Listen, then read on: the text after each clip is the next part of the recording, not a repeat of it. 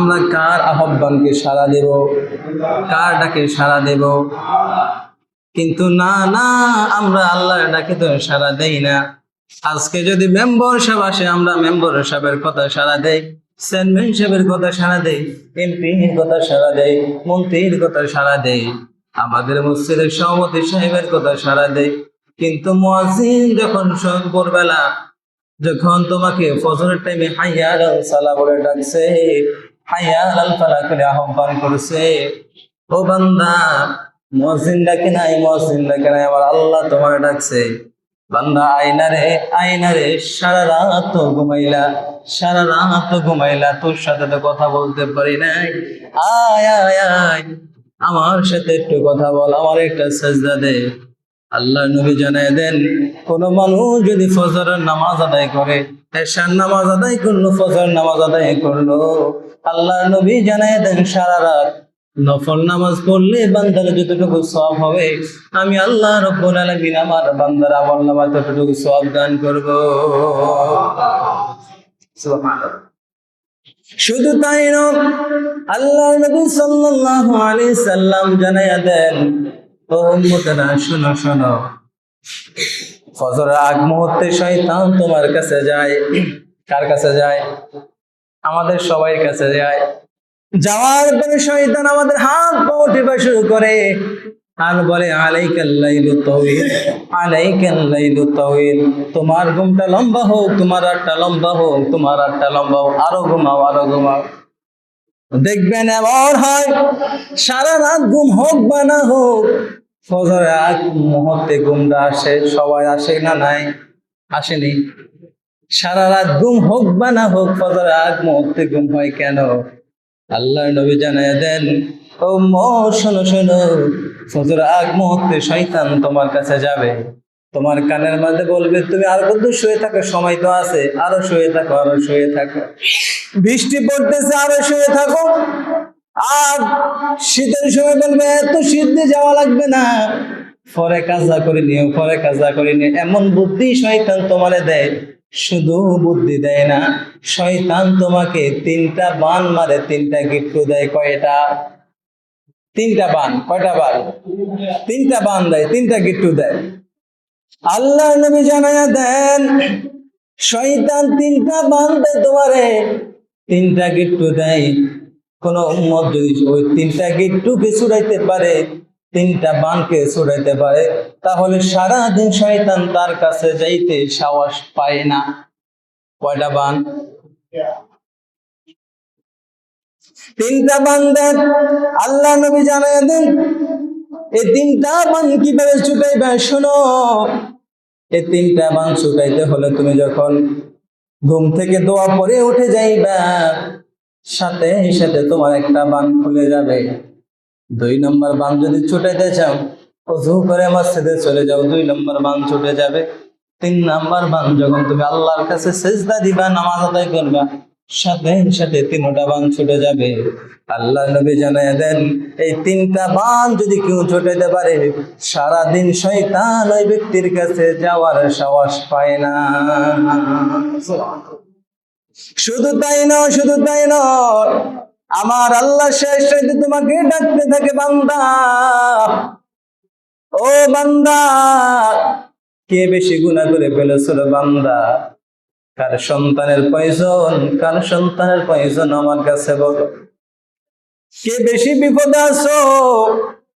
কাউকে বলতে পারো না, আমি আল্লাহর একটু বলি দেখো না রে বান্দা। শেষ রাতে আমার আল্লাহ এইভাবে ডাকতে থাকে, বান্দা, আমার কাছে রিজিক চাও, আমার কাছে সন্তান চাও, আমার কাছে বিপদের মুক্তি চাও। তুমি ঋণ করতে করতে ঋণের পাহাড় হয়ে গেছে, বান্দা, আমার কাছে চাও, আমি আল্লাহ তোমার ঋণ থেকে মুক্তি করে দেব। সন্তান হয় না, আমি আল্লাহর কাছে চাও, আমি আল্লাহ নিজে সন্তান দিয়ে দেব। নবীজি বলেন, আল্লাহ তখন ওই আরশে থাকে না, থাকে না সিদরাতুল মুনতাহা, থাকে না দ্বিতীয় আসমানে, থাকে না তৃতীয় আসমান, থাকে না চতুর্থ আসমানে, থাকে না পঞ্চম আসমানে, থাকে না প্রথম আসমানে চলে আসেন। পৃথিবীর আসমানে আসার পর আমার আল্লাহ ডাকতে থাকে, বান্দারে, কার কি লাগবে বলো রে বান্দা।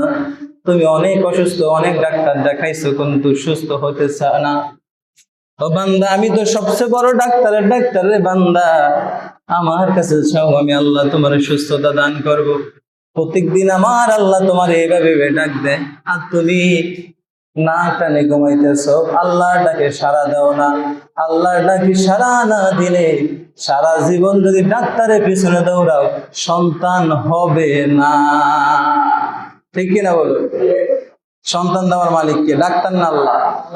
হ্যাঁ, রিজিক দেওয়ার মালিক কে? আল্লাহ বলে, বান্দা আমি দিতে চাই, তুমি নিতে চাও না। আমি আল্লাহ নিজে তোমারে ডাকি, বান্দা আয় আয় আয়, কার কি লাগবে বলো, কার কি লাগবে বলো, কার মনের কি ব্যথা আমারে বলো। দুনিয়ার কেউ যদি না জানে, দুনিয়ার কেউ যদি তোমার কষ্টটা না বোঝে, আমি আল্লাহ তোমার কষ্টটা বুঝে বান্দা। দুনিয়ার মানুষ তোমাকে মাপ নাও করতে পারে রে বান্দা। দুনিয়ার মানুষের সাথে একবার বেয়াদবি করলে মানুষ সারা জীবন মনে রাখে, আর আমার কাছে সারা জীবন বেয়াদবি করে যদি একবার মাপ চাও, আমি আল্লাহ কথা দিলাম সাথে সাথে তোমার জিন্দেগির গুনাহ মাফ করে দেব। সুবহানাল্লাহ। তাহলে 3 নাম্বার গুণ, ওয়াল্লাযীনা ইসতাজাবু লিরাব্বিহিম। কার ডাকে সাড়া দিতে হবে? সব সময় না এক সময়? সব সময় আল্লাহর ডাকে সাড়া দিতে হবে। আল্লাহর ডাকে সাড়া দিতে গিয়ে দরকার হলে আল্লাহর রাস্তায় তোমার জীবনটাও দিয়ে দিতে হবে। একজন মহিলার কথা বড় মনে পড়লো। একজন মহিলা ছিলেন, কিন্তু তার স্বামী ছিলেন একজন বদমাশ কাফের, ফেরাউন। নাম তার কি? ফেরাউনের বোন নাম কি? আসিয়া আলাইহিস সালাতু ওয়াস সালাম। আসিয়া আলাইহিস সালাতু ওয়াস সালাম যখন তাওরাত কিতাব পেলেন, আল্লাহর উপরে ঈমান এনেছেন, মুসা আলাইহিস সালাতু ওয়াস সালামকে নবী হিসেবে স্বীকার করেছেন। ওই সময় ওনার স্বামী ফেরাউন ছিলেন সবচেয়ে ক্ষমতাশীল লোক, সবচেয়ে ক্ষমতাশীল লোক ছিলেন। ফেরাউন নিজেকে খোদা দাবি করেছেন, আনা রাব্বুকুমুল আ'লা, আনা রাব্বুকুমুল আ'লা। মানলাম তোমাদেরও একটা খোদা আছে, কিন্তু তোমাদের খোদার চেয়েও আমি বড় খোদা। নাউজুবিল্লাহ বলেন না। ফেরাউন এবার তার বউর কাছে গেলেন, আসিয়া আলাইহিস সালাতু ওয়াস সালামের কাছে গেলেন। যাওয়ার পরে বলতেছেন, বউরে, সারা জীবন আমি তোর জন্য কত মহব্বত করেছি, তোমারে কত আদর যত্ন করেছি, কি না দেই নাই? যা চাইছো সব কিছু তোমারে আমি দিয়েছি রে বউ, সব কিছু তোমারে দিয়েছি। এই রাষ্ট্রের ফার্স্ট লেডি তোমারে বানিয়েছি, তোমাকে অনেক সম্মান আমি দিয়েছি, কিন্তু আজকে তুমি কেন মুসা আলাইহিস সালাতু ওয়াস সালামের দিনটা মানলা, আমার দিনটা কেন মানলা?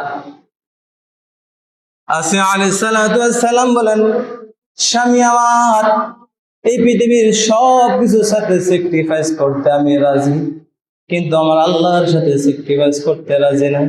আমার আল্লাহ আমারে ডাক দিয়েছে, আমি সাড়া দিয়েছি। সুবহানাল্লাহ। ফেরাউন বলে, বিবি রে, তুমি তোমার খোদারে বলে আমারে খোদা স্বীকার করো, বিনিময়ে যা চাইবে সব দিব। তুমি তো আমার রাজ্যের ফার্স্ট লেডি, তোমার তো ক্ষমতা আছে।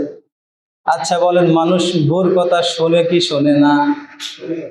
স্বামী স্ত্রীর এমন একটা নিবিড় সম্পর্ক, গভীর সম্পর্ক, যে একজন একজনের সাথে কানেক্ট হয়ে যায়, একজন একজনের কথা শুনে। একটা কত গল্প মনে পড়ে গেছে। এক রাজা তার রাজ্যের মধ্যে ঘোষণা দিলেন, যে তার বউর কথা শুনবে না তাকে পুরস্কার হিসেবে একটা ঘোড়া দেওয়া হবে। একটা কি দেওয়া হবে? ঘোড়া দেওয়া হবে। তো সারাদিন কোন লোক আসে নাই, সবাই বউর কথা শোনে। আর যারা বউর কথা শুনবে তাদেরকে একটি দিন দেওয়া হবে, একটি দিন দেওয়া হবে। সারাদিন হয়ে গেলে এমন কোন লোক আসে নাই। সন্ধ্যার আগ মুহূর্তে এক লোক এসে বলে, রাজা, আমি কখনো আমার বউর কথা শুনি নাই। আচ্ছা ঠিক আছে, তুমি একটা ঘোড়া নিয়ে যাও। ওই ব্যক্তি লাল ঘোড়া নিয়ে গেছে। যাওয়ার পরে বউ সামনে পড়ছে, তুমি এরা কি ঘোড়া আনলা? লাল একটা ঘোড়া হলো, এরা পরিবর্তন করে একটা কালো ঘোড়া নিয়ে আসো। ওই লোকটা আবার রাজার দরবারে এসে বলে, রাজা, ঘোড়া তো হইলো না। বলে কেন? বলে আমার কালো ঘোড়া লাগবে। এই কথা তোমার কে বলছে? আমার বউ বলছে। রাজা কো আচ্ছা ঠিক আছে, ঘোড়া রেখে ডিম লই যা। ঘোড়া রেখে ডিম নিয়ে যা। রাজা সন্ধ্যার পরে রানীর সামনে হাজির। রানী বলতেছে, রাজা মশাই আপনি পাইছেন এমন কেউ যে বউর কথা শুনে না? না পাইলাম না তো, যা একটা পাইছি শেষে দেখি সেও বউর কথা শুনে। তো রানী বলতেছে, রাজা মশাই যারা বউর কথা শুনে তাদেরকে ডিম না দিয়ে 5 কেজি চাল দেওয়া হোক। তো রাজা মশাই বলছে আচ্ছা ঠিক আছে, তোমার কথা রাখা হবে। তো পরের দিন বৈঠকের মধ্যে খাদ্যমন্ত্রী বলে, খাদ্যমন্ত্রী আমরা যেটা নিয়ম করছি যে যারা বউর কথা শুনে তাদেরকে একটি ডিম না দিয়ে 5 কেজি চাল দেওয়া হোক। খাদ্যমন্ত্রী বলছে এই পরামর্শ দিছে কে? আমার বউ দিছে। তো এটাই বোঝা যায় যে প্রত্যেকটা স্বামী স্ত্রী তাদের ভিতরে কি একটা নিবিড় সম্পর্ক, একজন একজনের কথা শোনে। আল্লাহ রাব্বুল আলামিন বলেন, স্বামী স্ত্রীর ভিতরে আমার আল্লাহ শুধু মহব্বত দেন নাই, মাওয়াদ্দাতাও ওয়া রাহমা, মহব্বতের সাথে মায়ের সাথে রহমতও দিয়েছে। সুবহানাল্লাহ বলবেন। ফেরাউন বলে, স্ত্রী রে তোমারে আমি সব কিছু দিয়েছি রে, আমি কেন তুমি আমার কথা শোনো নাই? আমার রাজ্যে আমার ক্ষমতা চলবে, আমাকে খোদা মানতে হবে।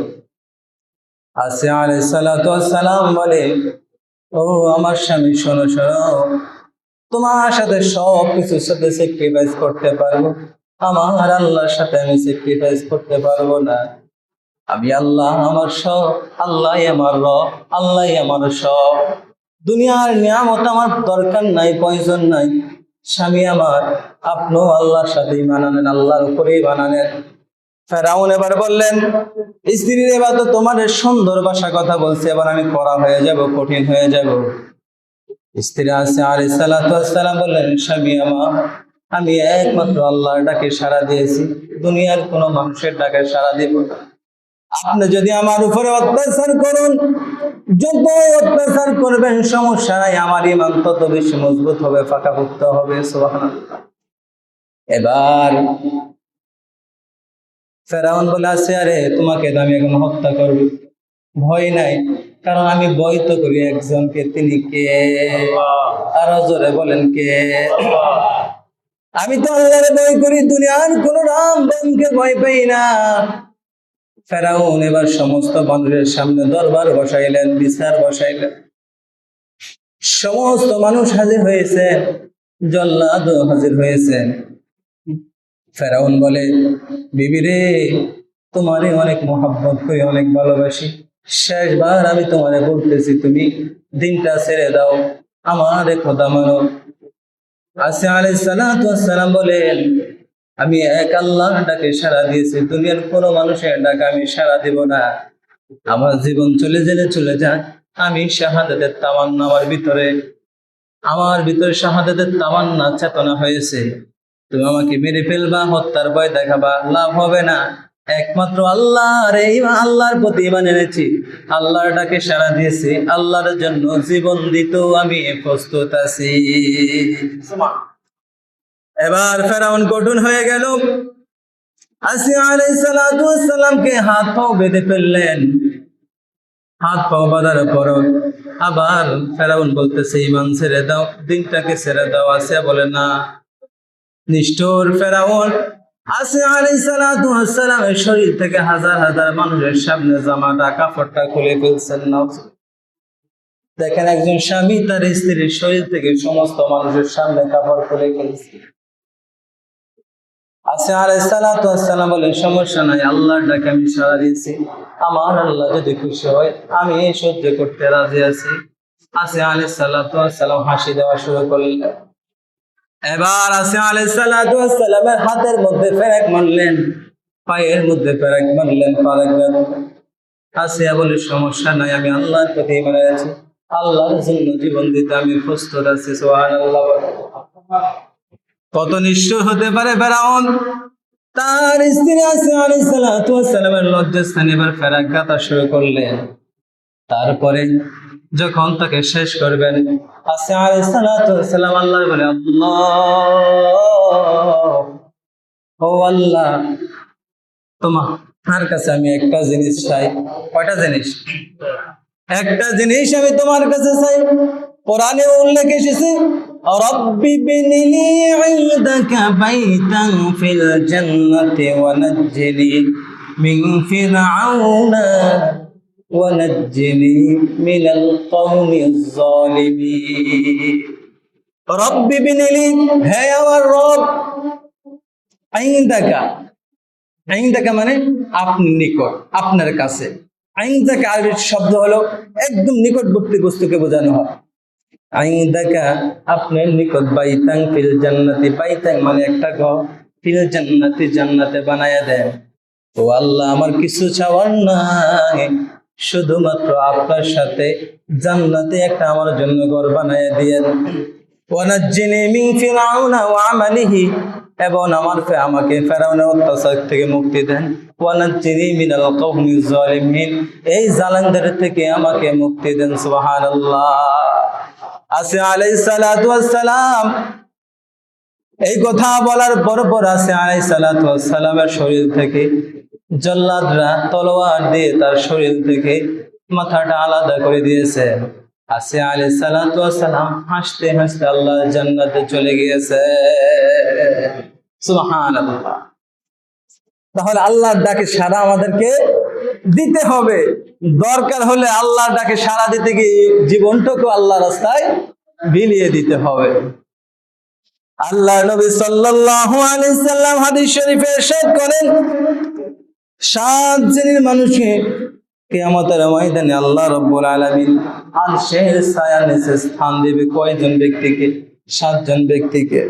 সাবাতু ইযা জিল্লুহুমুল্লাহু ফি জিল্লাহ ইয়াউমুল লা জিল্লা ইল্লা জিল্লুহু, ইমামুন আদিলুন শাবুন নাশা ফি ইবাদাতিল্লাহ, রাজুলুন কলবুন মুআল্লাকুম বিল মাসাজিদ। এক নাম্বার হলো ন্যায়পরায়ণ বাদশা। 2 নাম্বার হলো ওই যুবক যার যৌবনটা আল্লাহর ইবাদতে কাটায়। 3 নাম্বার হলো ওই ব্যক্তি যার সব সময় তার মনটা, তার অন্তরটা মসজিদের ভিতর লটকিয়ে থাকে। সুবহানাল্লাহ। কখন আজান দিবে, কোন সময় মসজিদে যাব, যার এই ধ্যান থাকে, যার এই চিন্তা থাকে, আল্লাহ রাব্বুল আলামিন বলে কাল কিয়ামতের ময়দানে আল্লাহর আরশের ছায়া ছাড়া আর কোনো ছায়া থাকবে না। সূর্যটা মাথার 1 বিগত সামনে চলে আসবে। সূর্যের তাপে মানুষের মাথার মগজগুলো টগমগ করে বাতের মারের মতো নাকে ছিদ্র দিয়ে, কানে ছিদ্র দিয়ে বাইর হয়ে যাবে। পানির পিপাসায় তার জিহ্বাটা কুকুরের মতো নাভি পর্যন্ত চলে আসবে। ওই কঠিন মুহূর্তে আল্লাহ বলে, 7 শ্রেণীর মানুষ ছাড়া আমার আরশের নিচে আমি কাউরে স্থান দিব না। তার মধ্যে একজন হলো যারা সর্বদা মসজিদে, যাদের মন, যাদের অন্তর মসজিদে লটকিয়ে থাকে। সুবহানাল্লাহ। তো 3টা গুণ গেছে। 4 নাম্বার গুণ হলো